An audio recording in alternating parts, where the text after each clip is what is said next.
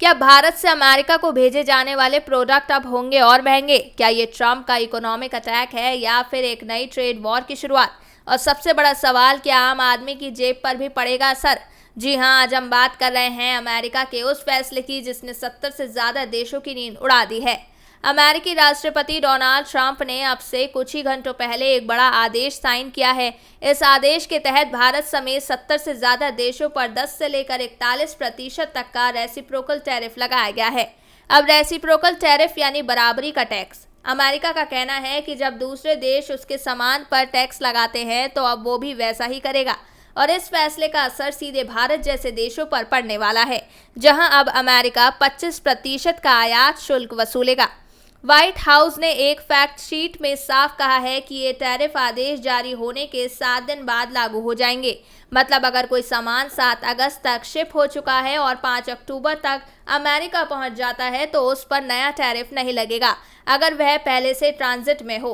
बाकी सब पर नया शुल्क लागू होगा। इसमें भारत पर 25%, पाकिस्तान पर 19%, बांग्लादेश और वियतनाम पर 20% और स्विट्जरलैंड पर सबसे ज्यादा 39% का शुल्क लगाया गया है। अब बात करते हैं कनाडा की, जिस पर ट्रंप प्रशासन ने सीधा हमला बोला है। कनाडा पर 35% का टैरिफ लगाया गया है, जो कि बाकी सभी देशों से अलग 1 अगस्त यानी आज से ही लागू हो चुका है। ट्रंप का आरोप है कि कनाडा अमेरिका के ड्रग्स संकट पर नियंत्रण नहीं कर पा रहा और अमेरिकी नीतियों का विरोध कर रहा है।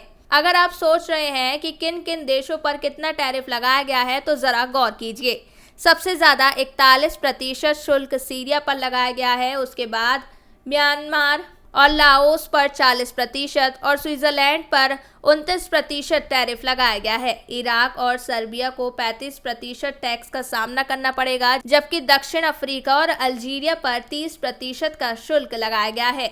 भारत और ब्रुनेई को 25% की दर से टैरिफ झेलना होगा। बांग्लादेश और वियतनाम पर 20%, पाकिस्तान और मलेशिया पर 19%, जबकि इजराइल और तुर्की जैसे देशों पर 15% शुल्क लगाया गया है।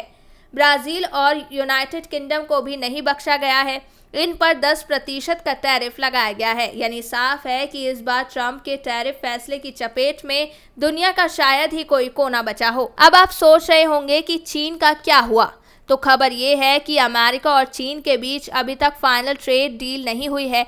चीन को 12 अगस्त तक का वक्त दिया गया है समझौता पूरा करने का। ट्रंप प्रशासन का कहना है कि अगर बात नहीं बनी तो चीन पर भी जबरदस्त टैरिफ की मार पड़ सकती है। तो आखिर ट्रंप ने ऐसा क्यों किया?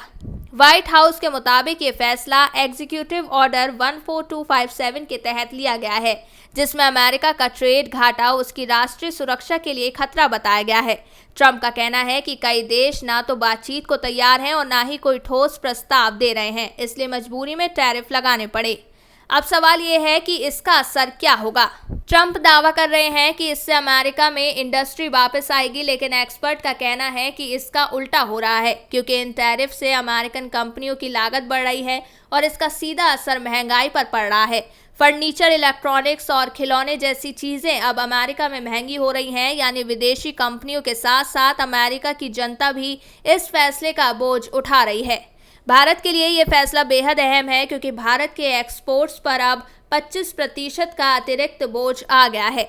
इसका असर टेक्सटाइल, फार्मा, इंजीनियरिंग गुड्स जैसे सेक्टरों पर पड़ेगा। अब देखना यह है कि भारत इस पर कैसे प्रतिक्रिया देता है।